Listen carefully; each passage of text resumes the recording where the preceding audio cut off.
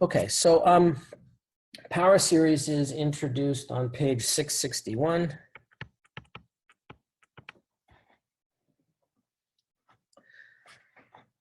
So let's say first we remind ourselves for comparison if we have a regular series. I'm going to say there's an example of a regular series.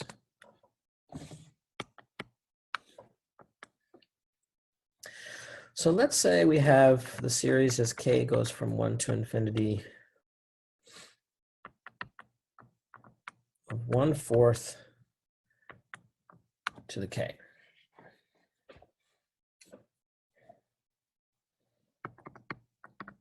So this is 1/4 plus 1/16 plus 1/64,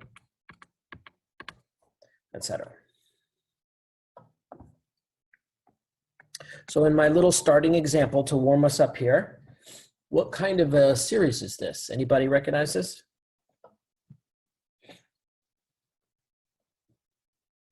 Geometric. It's a geometric series. And what's the R value here?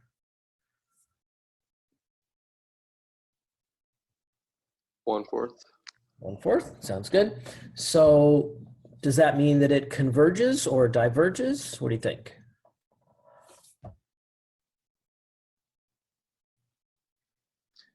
Oh, your R value is less than 1, so that means it would converge. And we could even like plug it into the little formula and see what we get, right? Right. Okay, so this is a geometric series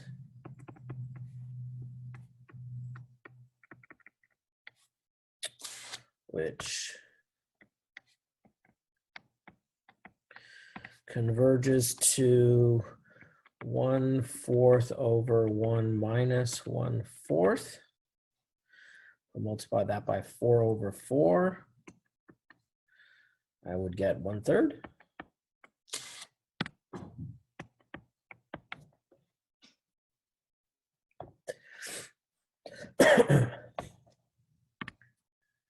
Okay, so as I tried to introduce a little bit last time, but again, that was a while ago now.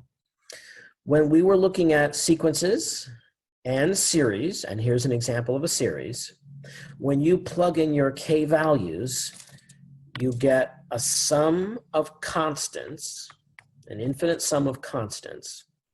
And when you're looking at those constants, you try to determine, does it converge to a value when you add all those up, or does it diverge and refuse to settle on a value?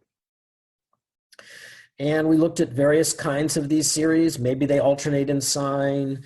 Maybe like this one, they're a geometric series, but maybe not. Maybe they've got a factorial in it. Maybe it's the harmonic series, right? We looked at all kinds of different examples of all these, but in all of them, when you fill in the k values, you get a series of constants.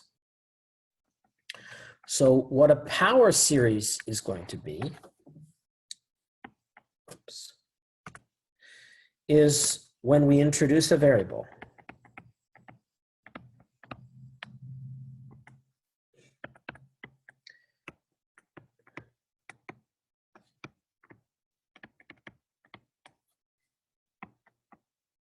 So what I'm going to do is I'm going to take that same series that we just had for comparative sake, for comparison, but I'm going to stick an x in next to it.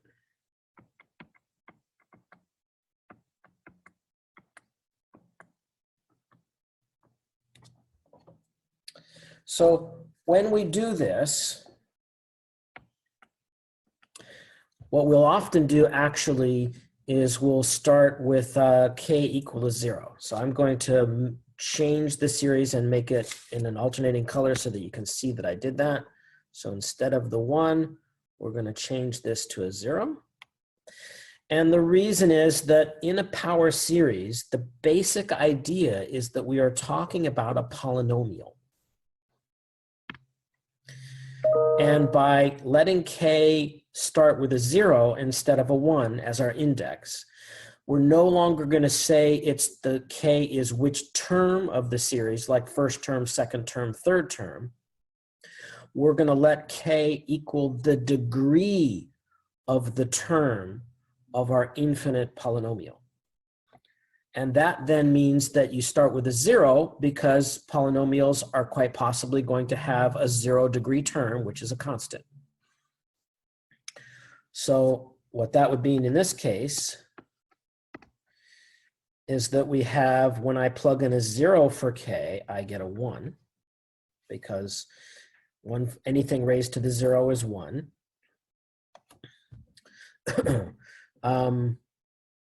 Then let's see here. Yeah, I'll just try to keep it simple. I don't want to go into too much detail until we look at more examples. If I plug in a 1 for k, then I get 1/4 x to the first power. When I plug in a 2 for k, then I get 1/16 x squared. When I plug in a 3 for k, I get 1/64 x to the third power, etc. So it's exactly like the series that we were just looking at above, but now instead of just adding up these numbers which are constants, those constants become coefficients multiplied by x terms of increasing degree in a polynomial.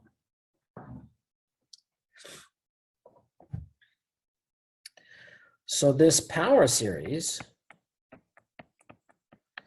is a function of x.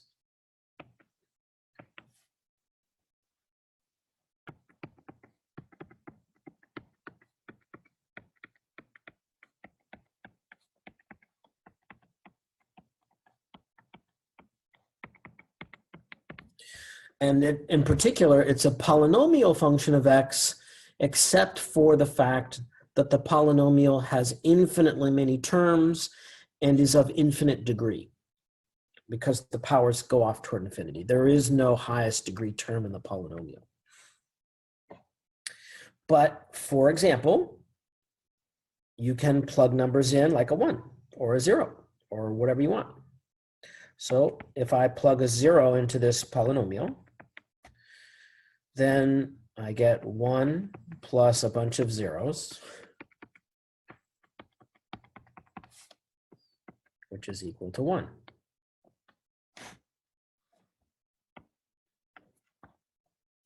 I could plug a 1 into this polynomial, and then every x raised to a power would be 1 raised to a power, which would just be 1, and I would get 1 plus 1/4 times 1 plus 1/16 times 1.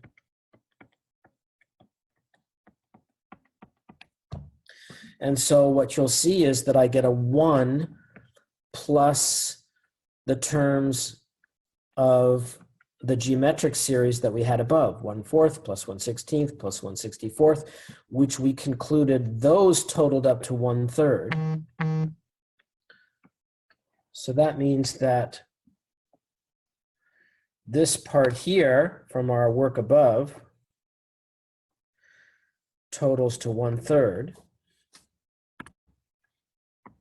So when I plug in a 1, I get 1 1/3, which is better written mathematically as 4/3.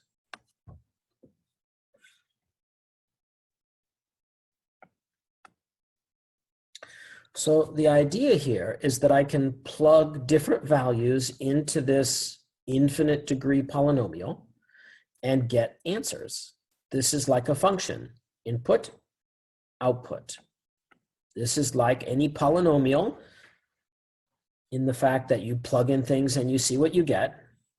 But it's unlike our standard polynomial, because every time you plug in a number for x, what you get instead is an infinite series. And each input value you plug into this infinite degree polynomial will produce an infinite series that either converges or diverges. If it converges to a value, then you can plug that in and get an answer.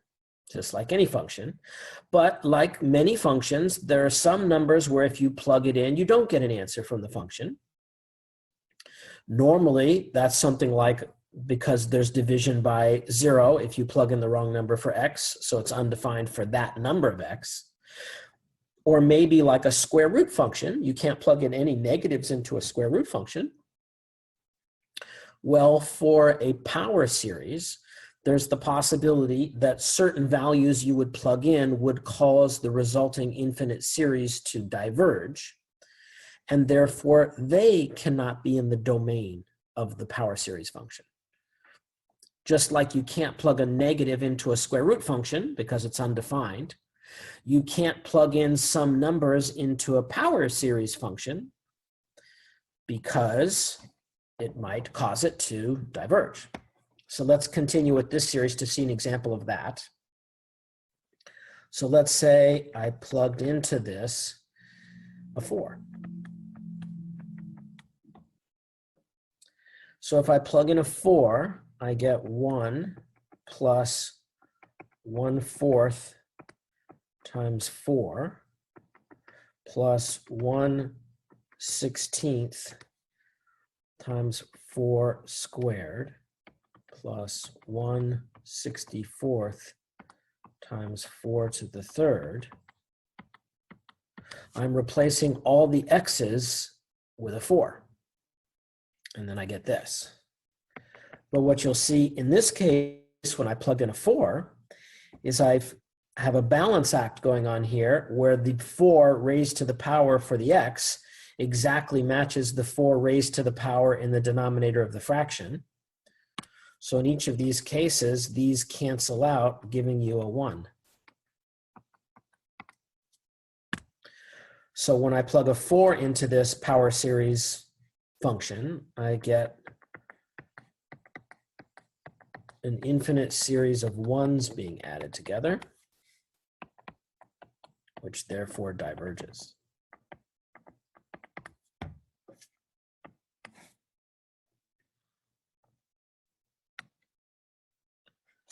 So therefore, I know that the value 4 must be outside the domain of this power series polynomial function.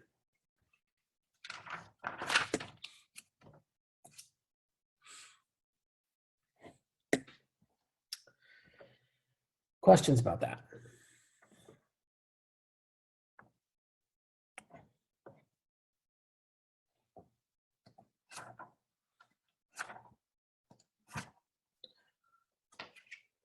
Nothing in the comments? Anybody have a speak up with a question about this initial example and something to think about?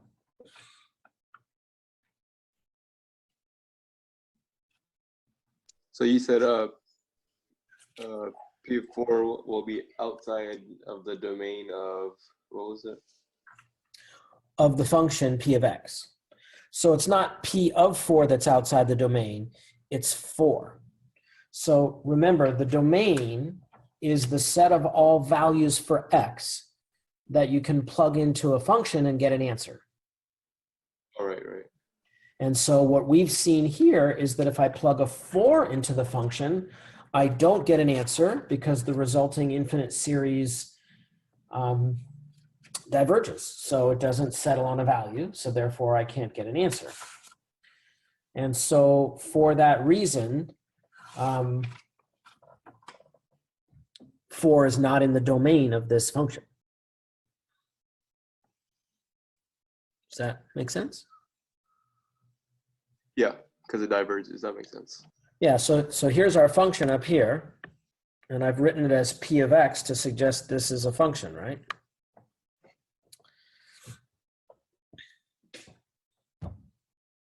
So you plug things into a function, you see what you get. We plugged in a 0, we got a 1. We plugged in a 1, we got 1 1/3. We plugged in a 4, and it diverged. Didn't have an answer.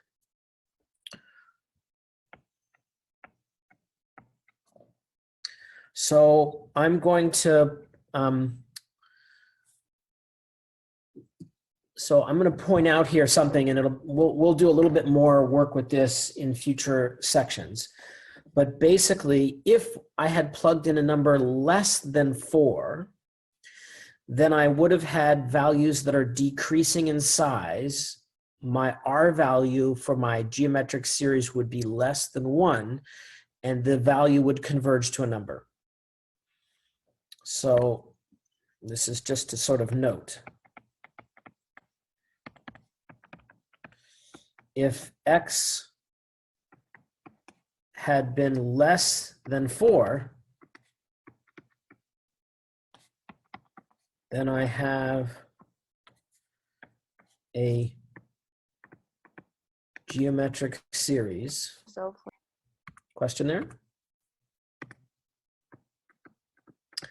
I have a geometric series that converges.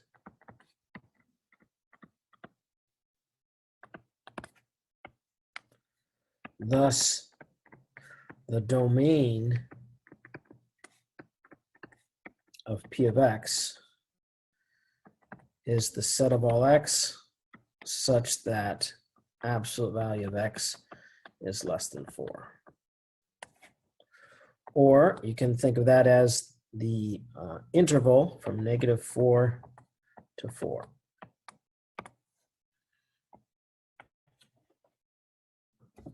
So basically, this infinite degree polynomial is a function which only works on values between -4 and 4. That's the domain of the function. So P of x, which is equal to the summation as k goes from 0 to infinity of 1/4 x to the k, has a domain of -4 to 4. So any number for x between -4 and 4, not including those numbers, but in exclusive, just in between there, I can plug in and I can get a number. I can plug in a 0. I can plug in a 1. I can plug in a 2. I can plug in a 3. I can plug in 2.6. I can plug in -2.4 or whatever. Anything in this range, I can plug them in there, and what I will get is an infinite series that converges to some value, and therefore the function gives me some answer. But if I plug in a number that's a 4 or bigger in size, then the terms themselves will no longer go to 0, and therefore any number like that for x will lead to a series that diverges by the divergence test. Questions about that? Can you repeat that part about the divergence again? Divergence test? Yeah, so for example, when I plugged in a 4, what happened is because the 4 plugged in for x raised to a bigger and bigger power ended up balancing out with the denominator that was getting bigger as powers of 4. Because that balanced out, I ended up with a series of terms that don't go to 0. In this case, everyone was a 1. And the divergence test says if the terms of a series don't go to 0, then the series diverges. So for this polynomial function, since I basically have an x in the top of a fraction and a 4 in the bottom of a fraction, both being raised to the power k, well, if x is less than 4, then I have a fraction that is less than 1 that's going up by a power each time, and that's a geometric series that converges. For example, if x is a 3, then I have 3/4 to the k for all my terms, and that's a geometric series that converges. But as soon as x becomes 4 or bigger in size, then the fraction that's being raised to the k power is larger than 1. And raising that to bigger and bigger powers, those terms are not going to go to 0. Therefore, the divergence test says the resulting series must diverge. Is that hard to follow, or does that help? Does anybody have a follow-up question about that?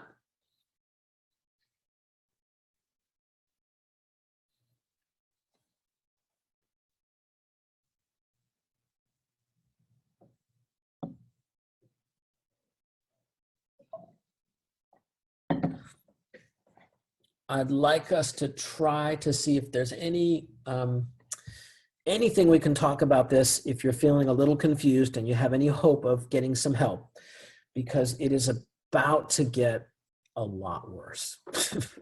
So now's the time to try to think about this a little bit.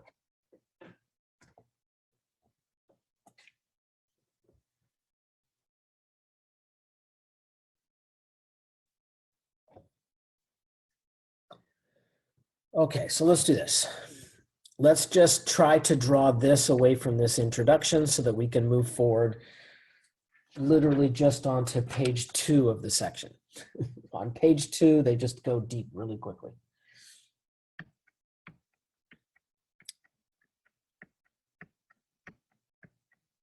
Okay, so imagine a series is an infinite summation of constants, and that when we introduce a variable, then we get a power series. And that's because we've introduced an x variable, and that what we're going to do is that the k in our index will represent the power on the x in our power series. It'll start with a 0, and then it'll go off to infinity. And this gives us an infinite degree polynomial with a 0-degree term, a 1st-degree term, a 2nd-degree term. The constant is the 0-degree term. There's an x term, there's an x squared term, there's an x cubed term. Starts out like a polynomial, but then the terms just keep going and going and going off toward infinity in degree. And that when you have this kind of an infinite degree polynomial, it's a function. And there'll be some values potentially you can plug in and get an answer for your function, but it's also very likely there'll be some values that you don't get an answer in your function because the series you get diverges. And later we'll look at this idea of finding the domain of the function in some detail. So a power series is an infinite degree polynomial. Okay. So to make the next step forward, the book reminds us of work that we did previously with linear approximations of functions. So this, I guess, primarily goes back to semester 1 of calculus. So consider approximating a function.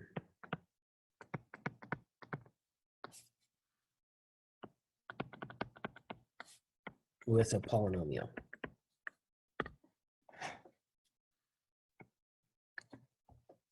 So for example, consider, let's do an example here. Consider the function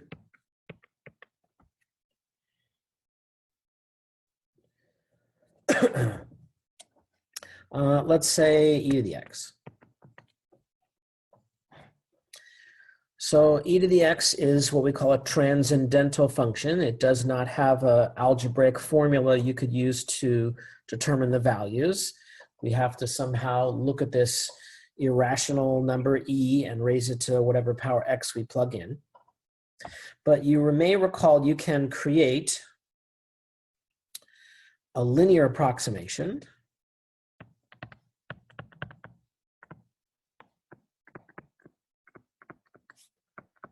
to e to the x, and that a linear approximation is always rooted at a particular location. So I'm going to say at the point from e to the x, which is 0, 1. So let's remind ourselves what this looks like. So if I have the e to the x function,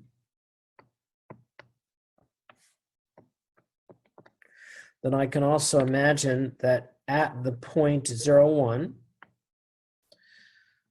that there's a tangent line to this function, which I'll write as t sub x, and that you can use a tangent line as an approximation to the function near the point of tangency.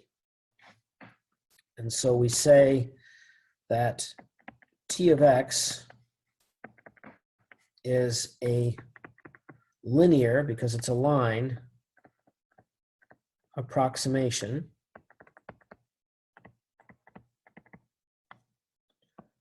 of e to the x when you're giving values that are near 0, 1.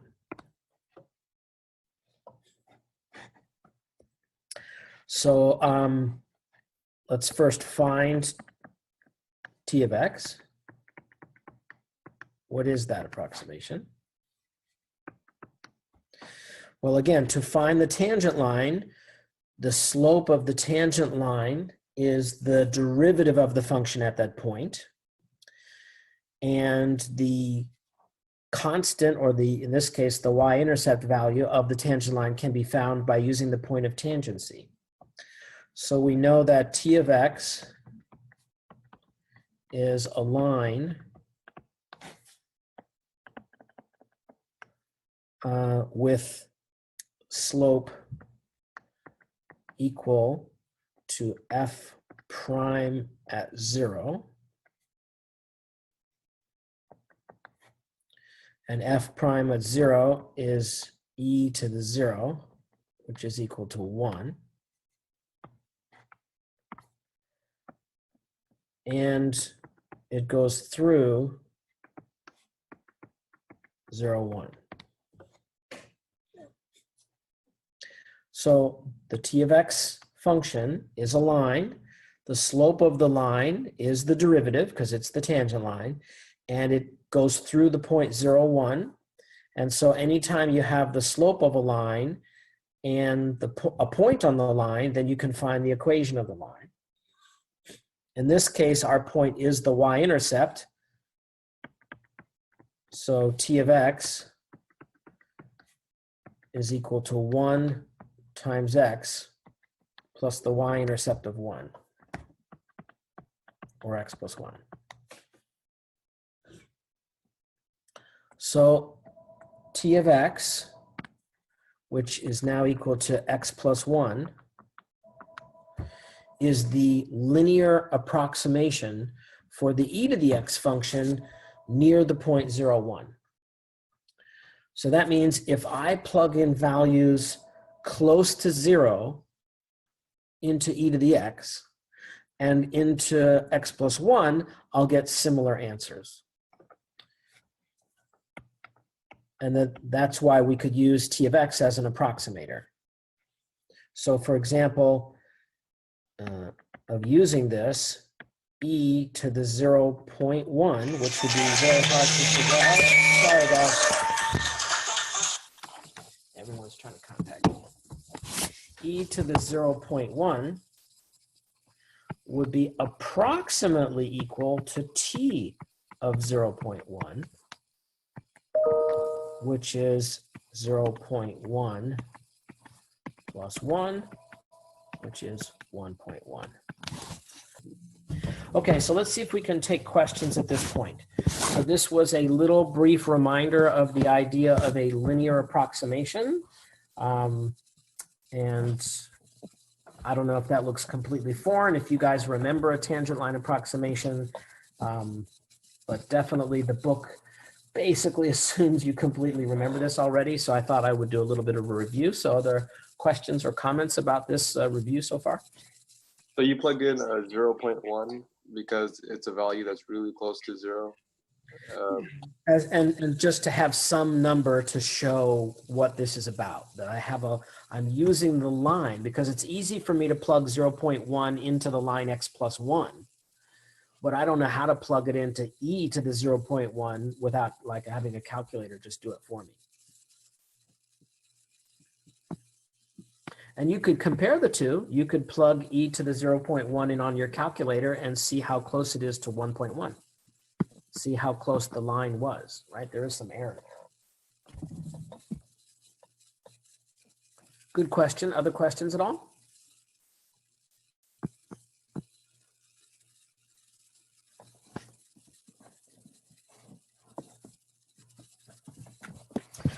Let's see, where did they do these originally? Maybe just to give people a place that they could review this topic if it seems completely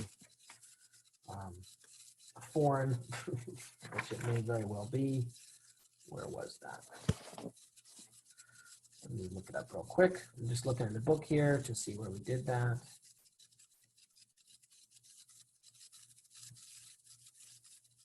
So that was in 4.5, linear approximations and differentials, starts on page 281. So review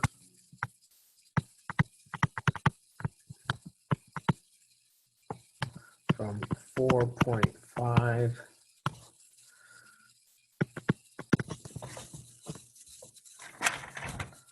page 281. Linear approximation.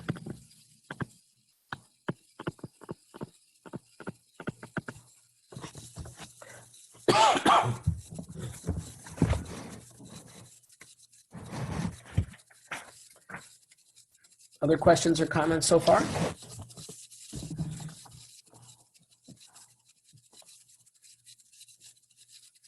Okay, so here's the step forward we're going to take. So we use the first derivative of the function, since that's the slope of the tangent line, in order to get a line that's a good approximation of the curve when you're near the point of tangency. But we can do better. So the idea now is, well, if a line was a good approximation of a curve, but it was easy to plug into the formula for a line, what if we tried to do something that had some curvature? So remember, the first derivative is the slope of the tangent line. And so that shows you, for example, if a function is increasing and at what rate. But what did the second derivative of a function tell us? It gave us a value of concavity or curvature. Again, that's a chapter 4 graphics review concept. So what we could say is that instead of trying to approximate e to the x near the point 0, 1 with a line, we could instead try to approximate it with a curve that has similar curvature. So I still have this point of tangency, but what if instead I had like a parabola of some sort? So what we could do is we can get a better approximation to e to the x if we not only have something that agrees at the point of tangency and also leaves the point at the same rate of increase, same first derivative as the function, but also leaves the point with the same curvature, the same second derivative as the function. So this gives rise to a goal.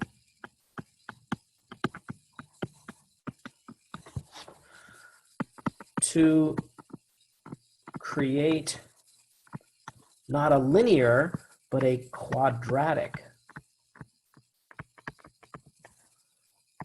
or second degree approximation to e to the x at the point 0, 1, where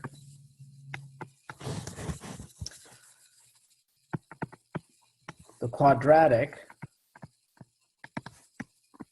has the same point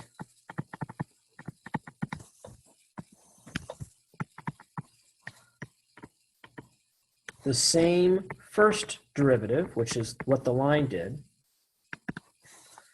and the same second derivative, so that the curvature of the quadratic is the same as the curvature of the function. So we want to create a quadratic approximation to e to the x at 0, 1. So this will be a polynomial that goes through the point 0, 1. It's going to be a parabola because it's degree 2. But at the point 0, 1, the first derivative of the parabola is the same as the first derivative of e to the x, so that the rate of increase as you leave from that point of the parabola and the function is the same. The tangent line already did that. But then the curvature as you leave the point of the parabola is also the same as the curvature of e to the x, meaning that their second derivatives also match. So let's see if we can figure this out. Let me actually clear the page. We'll do this from scratch. Okay.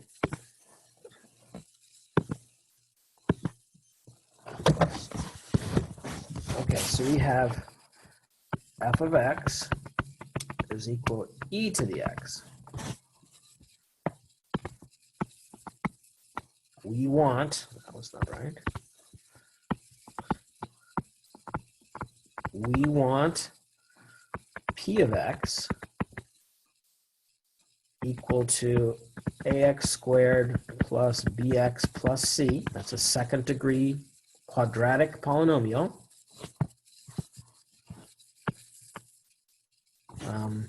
Such that f and p both go through 0, 1. So that's a point of tangency where the quadratic and the function both agree at 0, 1. And we want f prime at 0 to equal p prime at 0. And f prime prime at 0 to equal p prime prime at 0. So this would mean that you have a polynomial that's degree 2, a quadratic, a parabola, where they both go through the same point.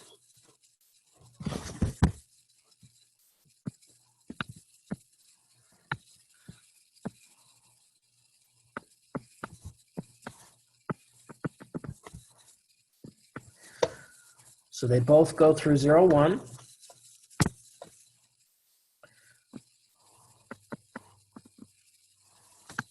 But somehow the p of x parabola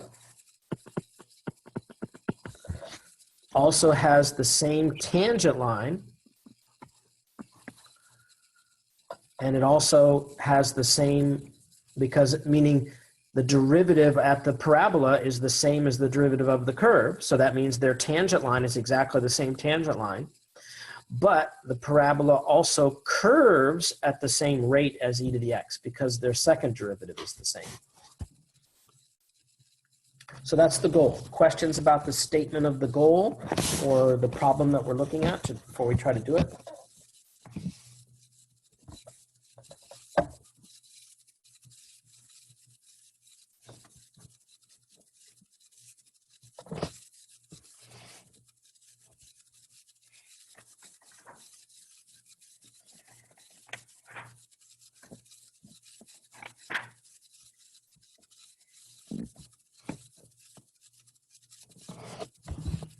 Okay, so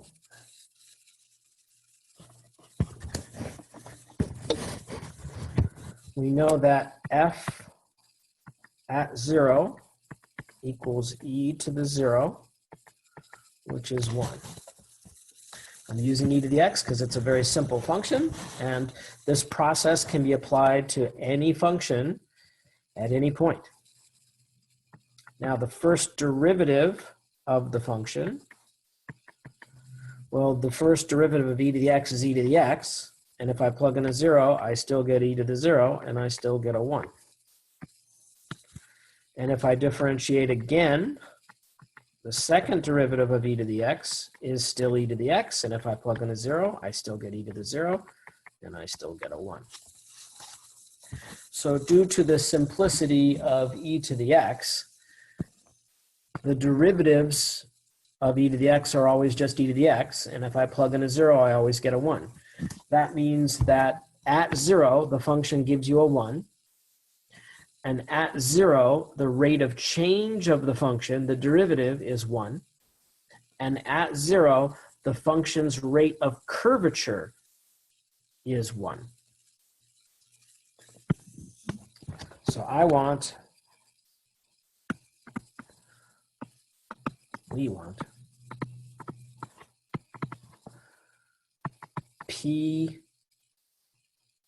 of 0 to equal p prime of 0 to equal p prime prime of 0 to equal 1, where p is this polynomial.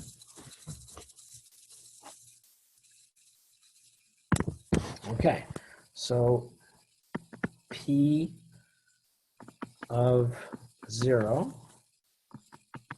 is a times 0 squared plus b times 0 plus c, which is equal to c, which is equal to 1.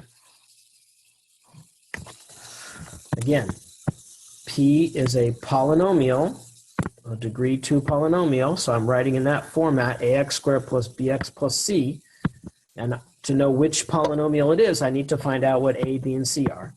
And I just figured out that c has to be 1. When I plug in a 0, I need to get a 1. P prime of x. So now if I take the derivative with respect to x of ax squared plus bx plus c, I get 2ax plus b.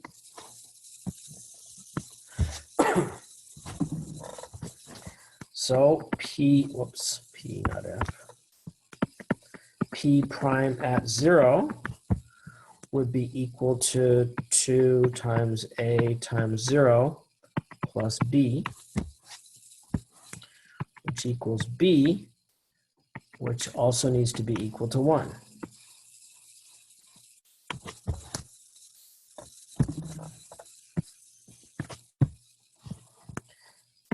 The second derivative of any polynomial would be the derivative of the first derivative. The first derivative was 2ax plus b. So the second derivative, if I take the derivative of 2ax plus b, is just 2a, because the b drops out and the x is power of 1. And I need that to also equal 1. But this doesn't give me that a is equal to 1. This gives me that a is equal to 1/2.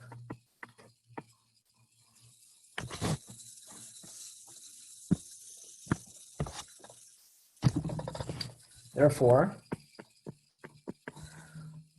my polynomial, which is a quadratic approximation for e to the x, has an a value of 1/2, a b value of 1, and a c value of 1. So it's equal to 1/2 x squared plus 1 times x plus 1.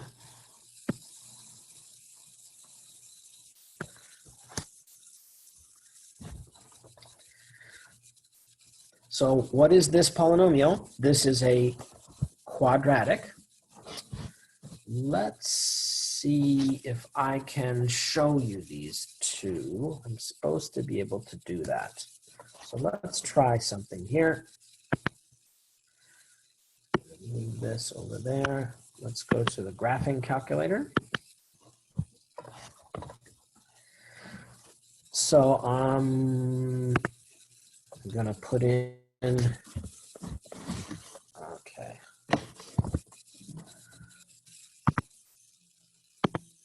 Okay, need my keyboard.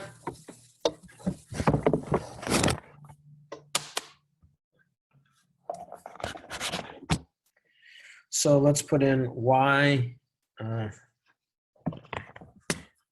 we go.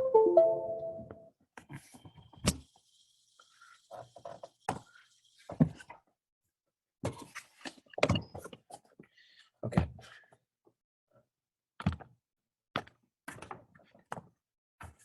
Can do it. Y equals e to the x. Let's see if it takes that. So there's my e to the x function. Now, what we just created was a quadratic polynomial, a parabola, that's supposed to be a good approximation to this. Well, we had our linear approximation that was y equals x plus 1. So then if you put that in there, you can see that, excuse me, that blue tangent line is an approximation to the e to the x function near the point of tangency. So now let's consider if we have our new quadratic, which we just figured out, y equals 1/2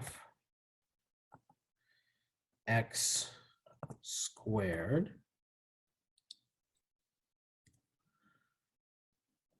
plus x plus 1. So now you can see all three of them there. So what we did is e to the x is our primary function, which is in green here. So e to the x is a function, and we wanted to approximate the values of that function with a polynomial. And the first thing we learned how to do back in chapter 4, or whatever it was we learned that we can use a linear approximation. We can get a line of tangency at 1, where the slope of the line is the same as the slope of the function, or the derivative of the line is the slope of the line is the derivative of the function. So they have the same rate of change. So that gave us this blue linear approximation. But what we did now was created a quadratic parabola where the value of the parabola agrees with the function at 1. The first derivative of the parabola, the rate of change of the parabola, agrees with the function. And the second derivative, the rate of curvature, also agrees with the function. So then what you see is that the red polynomial graph there is an even better approximation to the green graph because it leaves the point 1 with the same rate of change and with the same rate of curvature. And so you get a better approximation. So you can see the red graph near the point of 1 is a better approximator of the green graph than the blue line is. Okay, let's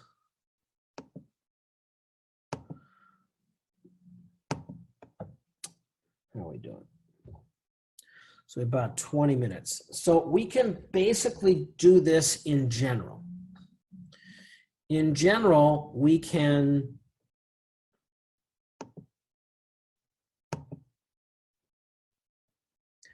if we have a function, we can try to make a polynomial that approximates the value of what the function would give you.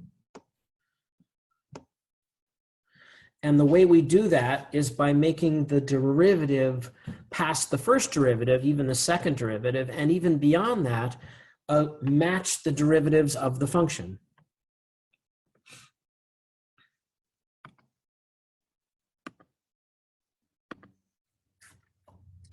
So if we think in general about the idea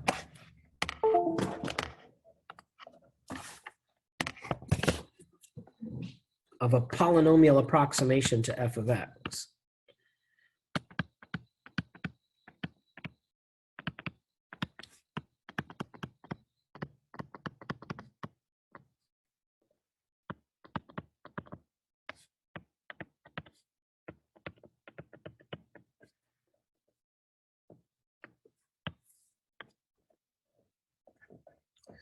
then the way we do this is we can make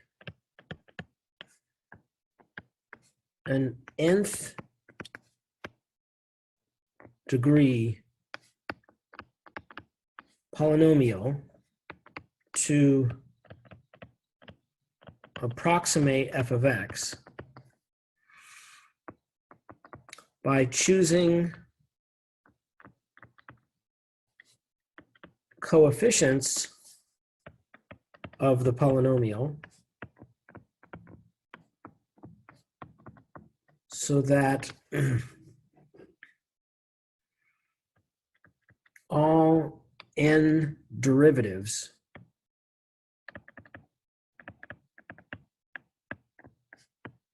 of p of x match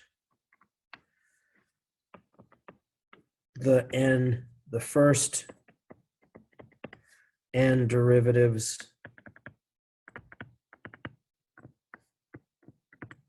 of f of x at some point.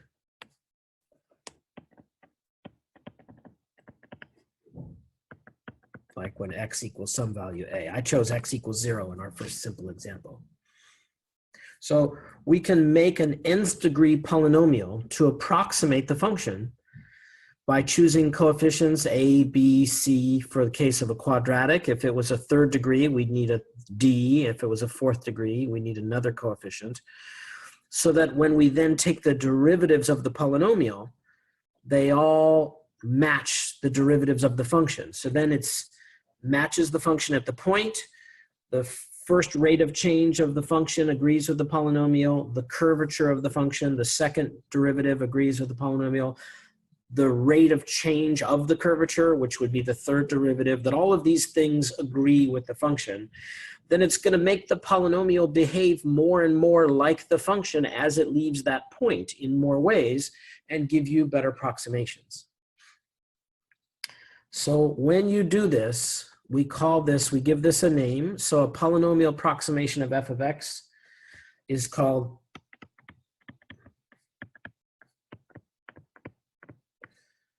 a Taylor polynomial. A Taylor polynomial for a particular function, for the function f of x. And so the Taylor polynomial could be a degree 1 polynomial, and then you get a linear approximation. It could be a degree 2 polynomial, and then you get a quadratic approximation, or it could be of a higher degree. And it could be centered at 0, or it could be at some other point of tangency. And then you would just work that out in each case. So let's look at the idea of how this is worked out. So there's a definition.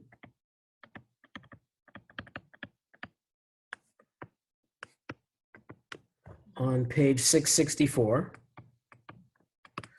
And let's take our last 15 minutes and see if we can understand this definition. So a Taylor polynomial, it says,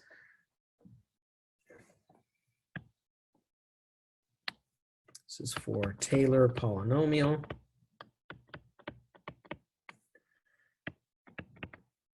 So let f be a function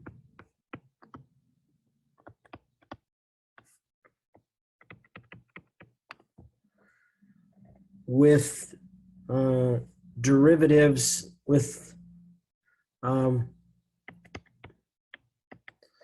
first n derivatives defined. So you have to be able to have a function where you can take derivatives. So that means i.e. f prime, f prime prime, f prime prime prime, dot dot dot, up to the nth derivative. That those derivatives are all defined.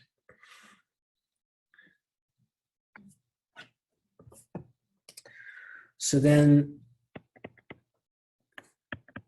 the nth degree Taylor polynomial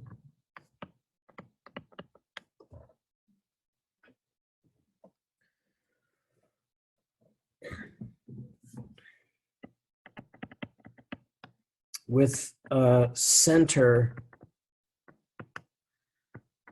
at x equals a, or at the a value. So that would mean the point of tangency happens at this point, and then as you leave that point of tangency, the polynomial agrees.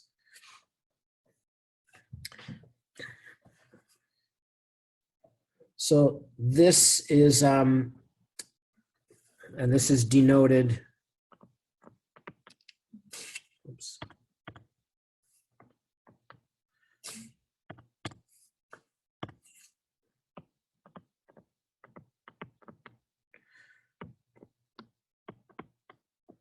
So they use a little subscript. So P sub n is the nth degree Taylor polynomial for the function f. Again, lots of notation here.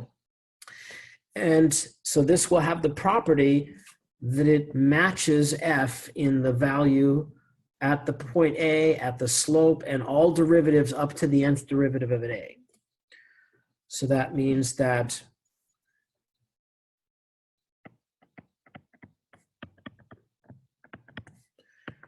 P of a is equal to f of a. That's the point of tangency. The first derivative at a is the same as the first derivative of the function at a, etc., all the way up to the nth derivative. So the nth derivative of P of a is the same as the nth derivative of f at a.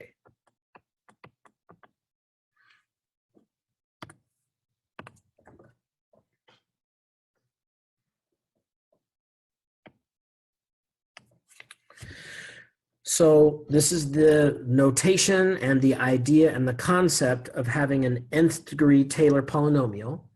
It's a polynomial that basically behaves just like the function at the point by giving you the same value and matching with all of the derivatives all the way up to the nth derivative, after which the polynomial has no derivatives because it's only an nth degree polynomial. So if you have a polynomial like that, then we call that the Taylor polynomial of nth order. And the value of that is that, as you can see from our earlier example, it agrees with the function in a lot of ways, and therefore the values of the polynomial are close to the values of the polynomial when you're nearby a. And that means it's a very, very good approximator. It behaves like the function does, basically. So in this definition, they give you a formula for how to come up with this. So this, in this definition, then they say, so P of n will be equal to the following. So like we did in our example with e to the x, what we did is we found the 0, first, and second derivatives of f, and they were all 1 at the point 0. Then we chose the coefficients of a, b, and c in the polynomial to match those derivatives. This is the formula for how to do that. And it's hard to read, so we have to figure this all out. So the polynomial will, first of all, have a constant term that's the same as the function, which is f of a. Then, if you plug a into the function, all the rest of the terms should drop out. But anyway, let me just write the formula and then we'll try to figure out what it means. Then the next term will be the derivative of the function at a times x minus a. And then the next one will be the second derivative of the function at a divided by 2 factorial, which is a 2, times x minus a. And we're going to keep going up this way until we get to the nth term. So here's what it looks like. So then plus, and then we're going to get the nth derivative at a divided by n factorial times x minus a.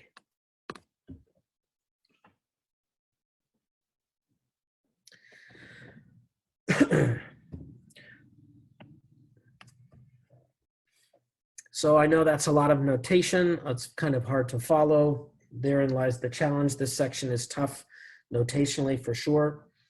But basically, what we did before in our earlier example with e to the x at 0 is we did this part.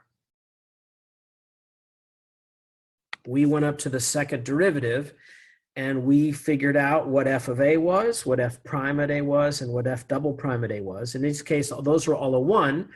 And so our polynomial was 1 plus 1 times x plus 1 over 2 times x squared. Well, I forgot my power there. Put that on there. This is to the power of 2, and this is to the power of n. Now also note that if you plug in, like if a was a 0, so let me write that separately. So note,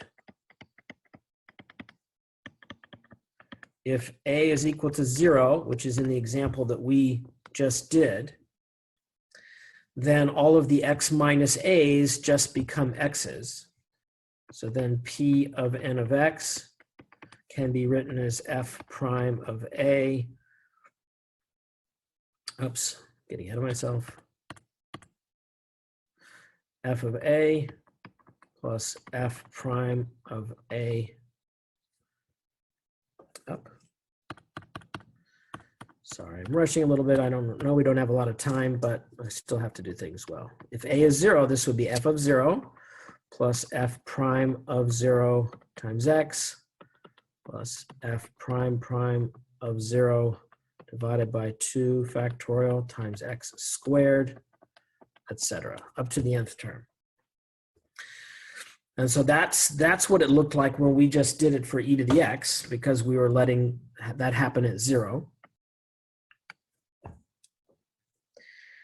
And so basically they compactify this. They say more compactly. Compactly, is that the word they use? That is the word they use, compactly.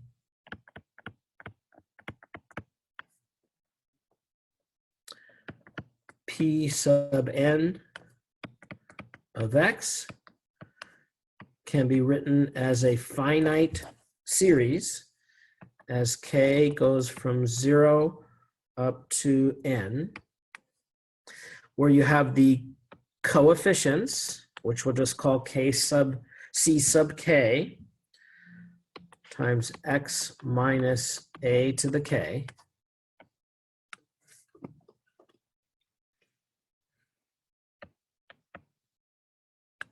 where the c sub k's are found by looking at the kth derivative of the function at the point a divided by k factorial.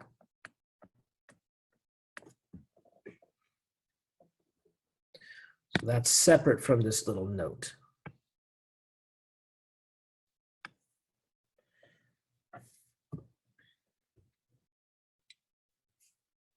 It's parenthetical.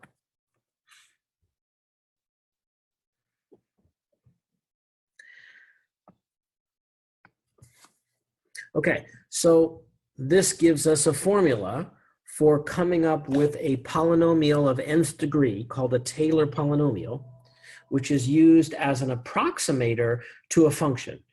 And the higher the degree the polynomial, the better the approximation will be. If you use a first degree polynomial, you get a linear approximation. You get a line trying to approximate the function.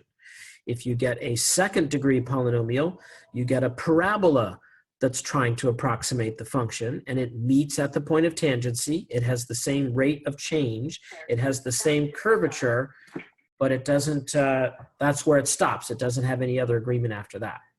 But you can go past the second degree. You can go third degree, fourth degree, fifth degree. And the farther you go, the better agreement the curve will have with the function, and even potentially for a longer period of time as you get farther and farther away from the point. So they do an example for you. Of course, they do more than one. They do e to the x as their third example, and they do that, I think, up to third degree, where we actually did that up to second degree directly. They also do, for their first example, like sine of x and stuff like that. So yeah, we just have a couple of minutes left. So that's the main thing we want to get out of 9.1, is to try to understand what a higher degree polynomial approximation would be, and to then practice making those for different functions. We only did a couple of little examples, but they do more for you in the book, and that's the primary goal. I know this notation is kind of tough to leave off at, but that's the idea. So is anybody willing to ask a question in the last couple of minutes here to try to finish up and help understand what we're working with here?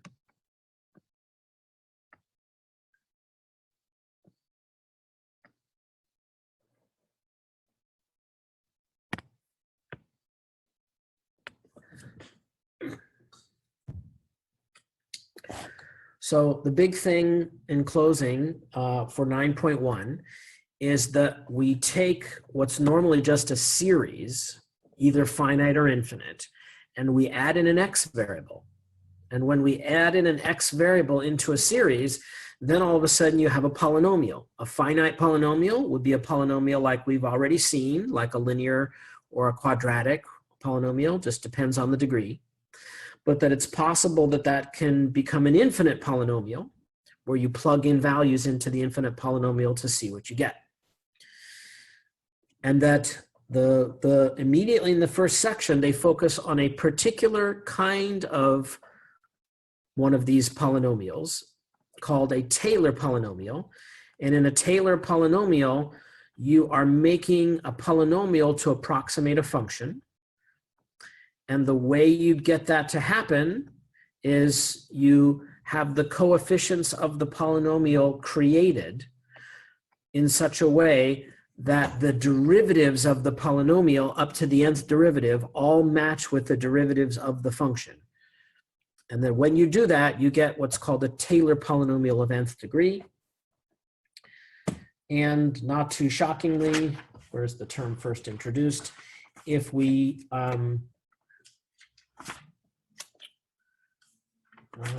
I don't see it.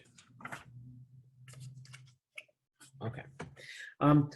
So yeah, in 9.1, we mainly want to focus on these nth degree Taylor polynomials as approximations for functions, so that we can then extend that to a higher degree.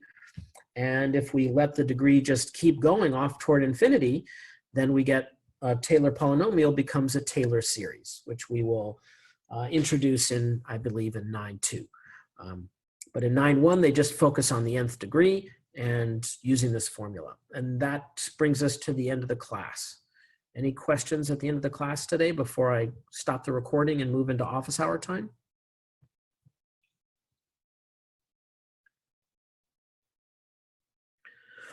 All right, well, this is pretty thick stuff, so I definitely encourage you to dive in. Maybe on, if anybody can come to my office hour tomorrow at 10, then we can delve in much more detail and look at a lot more examples. Or of course, you can come in with questions on Wednesday at the beginning of the session. Before we look at 9.2, we can take questions from 9.1. I'm going to stop the recording here.